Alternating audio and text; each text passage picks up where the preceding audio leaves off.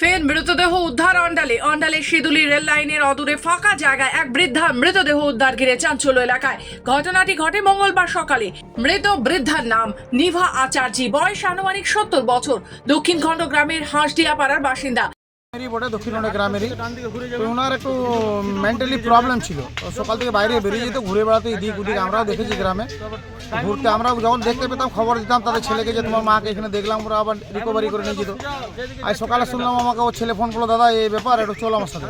এসে দেখলাম এই ঘটনা, আর কিছু না, মায়ের একটু মেন্টালি ডিফেক্ট ছিল। মঙ্গলবার সকালে অন্ডালের শিদুলি রেল ফাটকের অদূরে একটা ফাঁকা জায়গায় পড়ে থাকতে দেখা যায় নিভা দেবীকে। ঘটনাস্থলে পৌঁছায় বনবহাল ফাঁড়ির পুলিশ। মৃত নিভা দেবীর ছেলে সজল আচার্যি জানান, কি মায়ের কি হয়েছে? যে একটু মেন্টাল পেশেন্ট ছিল, এরকম বাইরে বেরিয়ে যেত সবসময়, বুঝলেন, এখন ঠিক থাকতো না। আমরা খোঁজে করে আজ 2-3 বছর ধরে এরকম চলছে। ডাক্তারবাবু দেখিয়েছিলাম, কিন্তু বয়সের জন্য মাথায় একটু সিস্টেম মতো ছিল। কখন শুনলেন এটা? এই যে সকালবেলা, কাল রাতে তো ধরুন সকাল 7টার সময় বেরিয়েছিল। বেরিয়ে পর আমরা ও তো বেরিয়ে যায়, আবার সন্ধ্যাবেলা ঘর ঢুকে যেতে আর কি। হ্যাঁ, আবার কখন যায় কখন আসে কোন ঠিক থাকে, চলে আসে। আমরা খুঁজাখুঁজি করি, তো আমরা সকাল আমাকে দিদি ফোন করলে এখান থেকে যে এই ব্যাপার আছে, তখন এবার আমরা বেরোলাম। মায়ের নাম কি আছে? নিভা আচার্যি। বয়স কত হবে?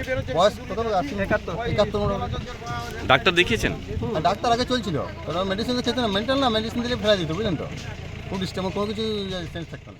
অন্ডাল থেকে সমীর বাদ্যকরের রিপোর্ট, খবর বাংলা।